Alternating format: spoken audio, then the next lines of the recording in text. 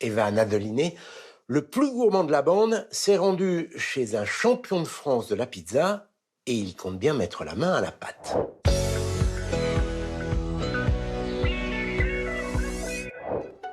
Oula, non, pas aujourd'hui, Jamy.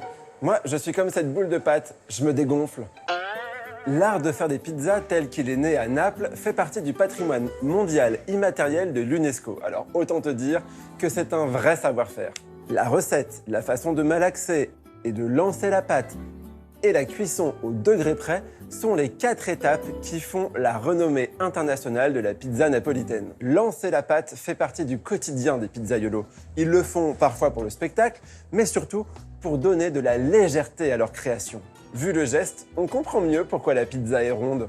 Pour récompenser l'excellence dans le métier, il existe des concours prestigieux dans le monde entier. En France, ils sont près de 150 pizzaiolos et pizzaiolas à tenter leur chance chaque année à Paris lors des championnats de la pizza. Aujourd'hui, je suis dans la pizzeria de Yann qui est installée à Rennes et lui, il a été sacré champion de France en 2014. Pour gagner, il a été jugé notamment sur sa connaissance de l'empattement. C'est la technique qui consiste à faire lever la pâte.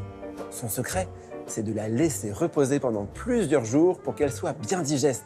Chut, ça reste entre nous. L'autre critère pour une pizza de champion, c'est d'avoir une bonne mâche. Quel est le rapport avec la salade? En fait, la mâche, c'est la sensation que le client va avoir en la mâchant juste après la cuisson. Parmi les épreuves les plus spectaculaires du championnat de France, il y a notamment la pizza acrobatique. Le but, c'est de faire des figures tout en étirant la pâte et sans jamais la trouer. On peut faire tourner 2 pâtes en même temps, varier les acrobaties, mais tout en restant bien en rythme sur la musique.